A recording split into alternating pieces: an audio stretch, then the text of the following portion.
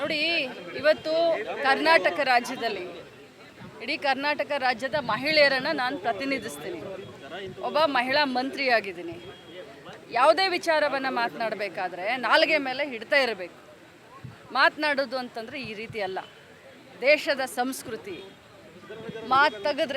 ಮಾತನಾಡಿದ್ರೆ ಹಿಂದುತ್ವದ ಬಗ್ಗೆ ಮಾತನಾಡ್ತಾರೆ, ಹೇಳಿದ್ರೆ ರಾಮನ ಬಗ್ಗೆ ಮಾತನಾಡ್ತಾರೆ. ಇದನ್ನು ಇವ್ರಿಗೆ ಕಳಿಸಿದ್ದು ಇದೇನಾ BJP ಅವರ ಹಿಡನ್ ಅಜೆಂಡಾ? ಇವತ್ತು ಯಾರಿಗೆ ಮಾತಾಡಿದ್ದಾರೆ ಅವರು? ಆ ವೇದಿಕೆ ಮೇಲೆ ಯಾರ್ಯಾರಿದ್ರು? ಯಾಕೆ ಅವ್ರನ್ನ ತಡಿಲಿಲ್ಲ? ಸ್ವಂತ ಮಂಗಲಕ ಅಂಗಡಿಯವರು ಇದ್ರಲ್ಲ, ಮಾಜಿ ಮುಖ್ಯಮಂತ್ರಿಗಳಿದ್ರಲ್ಲ, ಇನ್ನೂ ಅನೇಕ ಪ್ರಮುಖರು ಇದ್ರಲ್ಲ. ಸೊ ಇವ್ರ ಕಡೆಯಿಂದ ಇವ್ರ ಮುಖಾಂತರ ಮಾತನಾಡಿಸ್ತಾ ಇದ್ದಾರಾ? ಅಥವಾ ಈ ರೀತಿ ಹಲವು ಬಾರಿ ಮಾತನಾಡಿದ್ದಾರೆ. ಸಂಜಯ್ ಪಾಟೀಲ್ರಿಗೆ ನಮ್ಮ ಕ್ಷೇತ್ರದಲ್ಲಾಗಲಿ ನಮ್ಮ ಜಿಲ್ಲೆಯಲ್ಲಾಗಲಿ ಅವ್ರ ಸ್ಥಾನ ಏನನ್ನೋದನ್ನು ಮತದಾರರು ಈಗಾಗಲೇ ತೋರಿಸಿದ್ದಾರೆ. ಅದು ಅಲ್ಲ ಪ್ರಶ್ನೆ. ಇದು ನನಗೆ ಮಾಡಿದಂಥ ಅವಮಾನ ಅಲ್ಲ, ಇಡೀ ಸ್ತ್ರೀ ಕುಲಕ್ಕೆ ಮಾಡಿದಂಥ ಅವಮಾನ. ನಾನು ಲಿಂಗಾಯತ ಸಮಾಜದ ಹೆಣ್ಮಗಳು. ಇವತ್ತು ನನ್ನ ಲಿಂಗಾಯತ ಸಮಾಜಕ್ಕೆ ಮಾಡಿದಂಥ ಒಂದು ಅವಮರ್ಯಾದೆ ಈ ಸಂಜಯ್ ಪಾಟೀಲ್ರು ಮತ್ತು BJP ಅವರು ಅಂತ ಹೇಳಿ ಇಡೀ ಮಹಿಳಾ ಕುಲ ಚೀತು ಅಂತ ಇದೆ.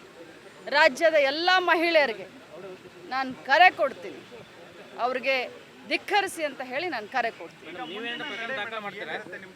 ನೋಡಿ, ಅವರ ವರ್ತನೆ, ಅವರ ಸಂಸ್ಕೃತಿ ಒಂದೊಂದಾಗಿ ಜನರ ಎದುರುಗಡೆ ಹೋಗ್ತಾ ಇದೆ.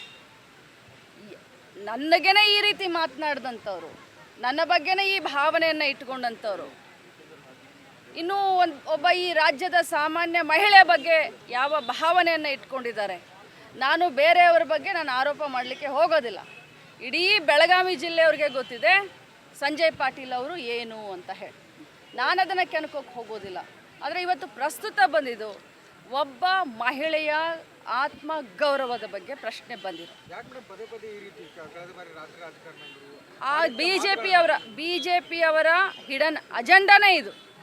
ಅದಕ್ಕೋಸ್ಕರನೇ ಗ್ಯಾರಂಟಿ ಕೂಡ ವಿರೋಧ ಮಾಡ್ತಾ ಇದ್ದಾರೆ ಅವರು. BJP ಅವರು ಮಹಿಳೆಯರ ಸಬಲೀಕರಣದ ವಿರೋಧಿಗಳು, ಮಹಿಳಾ ಅಭಿವೃದ್ಧಿಯ ವಿರೋಧಿಗಳವರು. ಬಾಯಿ ಸುಮ್ಮನೆ ಮಾತಾಡೋದು ರಾಮನ ಹೆಸರನ್ನು ತೆಗೆದುಕೊಂಡು. ಇವತ್ತು ರಾಮರಾಜ್ಯದ ಪರಿಕಲ್ಪನೆ ಇಲ್ಲ ಅವರಿಗೆ. ಮಹಿಳೆಯರ ತೇಜೋವಧೆ ಮಾಡೋದೇ ಅವರ ಹಿಡನ್ ಅಜೆಂಡಾ.